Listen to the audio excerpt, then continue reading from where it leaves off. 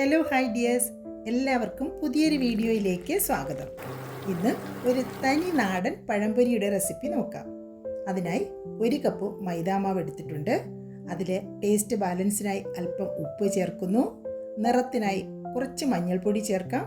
ഫ്ലേവറിനായി ഏലക്കാപ്പൊടി, മധുരത്തിന് ആവശ്യത്തിന് പഞ്ചസാര, കൂടെ അല്പം ഈസ്റ്റും. ഇത്രയും ചേർത്ത് ഇളം ചൂടുവെള്ളത്തിൽ ഒരു ബാറ്റർ തയ്യാറാക്കി എടുക്കുകയാണ് ആദ്യം വേണ്ടത്. കട്ടകളൊന്നുമില്ലാതെ ദോശമാവിൻ്റെ കൺസിസ്റ്റൻസിയിൽ വേണം ബാറ്റർ തയ്യാറാക്കാൻ. നന്നായി യോജിപ്പിച്ച് ബാറ്റർ തയ്യാറാക്കിയാൽ അതിന് അടച്ച് മാറ്റി വയ്ക്കാം. ഒരു 10-15 മിനിറ്റ് റെസ്റ്റ് ചെയ്യട്ടെ. ആ സമയത്ത് നമുക്ക് നേന്ത്രപ്പഴം റെഡിയാക്കാം.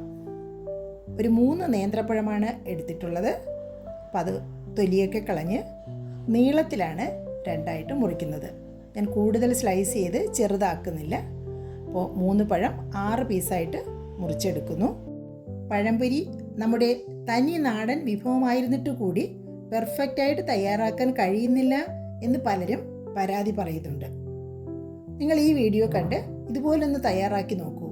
നിങ്ങൾക്കും ഇനി വീട്ടിൽ തന്നെ സൂപ്പർ ടേസ്റ്റായിട്ടുള്ള പഴംപൊരി തയ്യാറാക്കാം. ഒരുപക്ഷെ കടയിലേതിനും മെച്ചപ്പെട്ട രുചിയിൽ ഹെൽത്തി ആയിട്ട് വീട്ടിൽ തന്നെ നമുക്ക് പഴംപൊരി ചെയ്തെടുക്കാം.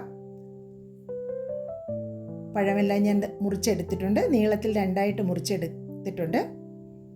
അതെല്ലാം റെഡിയായി കഴിഞ്ഞു. അപ്പോൾ ഇത്രയും ചെയ്ത് എണ്ണയൊക്കെ ചൂടാവുന്ന സമയത്ത് തന്നെ മാവ് റെസ്റ്റായി കിട്ടും. അതിന് പ്രത്യേകിച്ച് സമയത്തിൻ്റെ ആവശ്യമില്ല.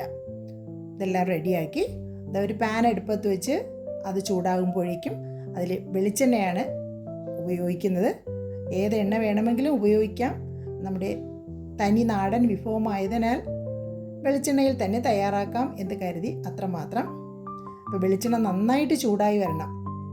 നന്നായി ചൂടായ എണ്ണയിലേക്ക് നേന്ത്രപ്പഴം ഓരോ കഷ്ണങ്ങളായി എടുത്ത് ബാറ്ററിൽ മുക്കി അധികമുള്ള മാവ് കുടഞ്ഞ് എണ്ണയിലേക്ക് ഇടാവുന്നതാണ്. നന്നായിട്ട് പഫ് ചെയ്ത് വരുന്നത് കാണാമല്ലോ. അപ്പോൾ എല്ലാ പഴംപൊരിയും കൂടി ഒറ്റ ബാച്ചിൽ എനിക്ക് ചെയ്യാൻ കഴിയില്ല. അപ്പോൾ പകുതി ഇടാം. 3 എണ്ണം ഒരു ബാച്ചായിട്ടും അടുത്ത 3 എണ്ണം അടുത്ത ബാച്ചായിട്ടും ചെയ്തെടുക്കാം. പഴംപൊരി നല്ല വീർത്ത് വരുന്നുണ്ട്. നല്ല കളറുമാണ്. ആർട്ടിഫിഷ്യൽ കളറൊന്നും കൊടുത്തിട്ടില്ല. നമ്മൾ മഞ്ഞളാണ് കൊടുത്തിരിക്കുന്നത്. അതിൻ്റെ നല്ലൊരു ഗോൾഡൻ മഞ്ഞ കളറുണ്ട്. ഒരു വശം നന്നായി മൂത്തതിന് ശേഷം നമുക്ക് ഫ്ലിപ്പ് ചെയ്തിട്ട് കൊടുക്കാവുന്നതാണ്. അപ്പോൾ 2 വശവും മൂത്ത് നല്ല ഗോൾഡൻ കളറായി വരും. അപ്പോൾ പുറമെല്ലാം നല്ല ക്രിസ്പിയാണ്. ഉള്ളു സോഫ്റ്റുമായിട്ട് തന്നെ കിട്ടും. എല്ലാം പാകമായി വന്നിട്ടുണ്ട്. ഇനി നമുക്കതിനെ കോരി മാറ്റാം.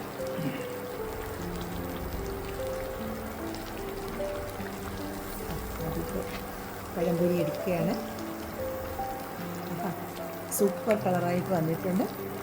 ആദ്യത്തെ ഞാൻ എന്ത് പലഹാരം ഉണ്ടാക്കിയാലും അത് ഗണപതിക്ക് മാറ്റുകയാണ് പതിവ്. ഗണപതി സങ്കല്പം ഇതെല്ലാം ഉണ്ടാക്കി കഴിഞ്ഞിട്ട് അതും ഞങ്ങൾ തന്നെയാണ് കഴിക്കുന്നത്.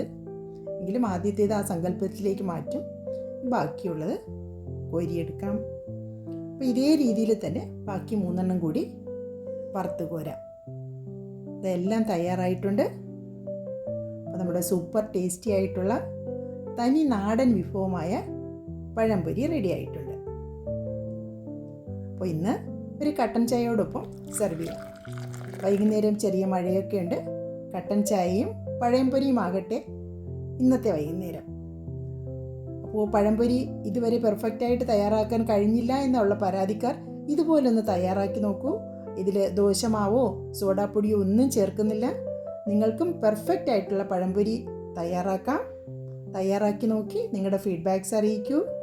വീഡിയോ ഇഷ്ടമായാൽ ലൈക്ക് ചെയ്യാനും ഷെയർ ചെയ്യാനും കമൻറ്റ് ചെയ്യാനും മറക്കരുതേ കൂട്ടരെ. Thank you all for watching. Stay blessed.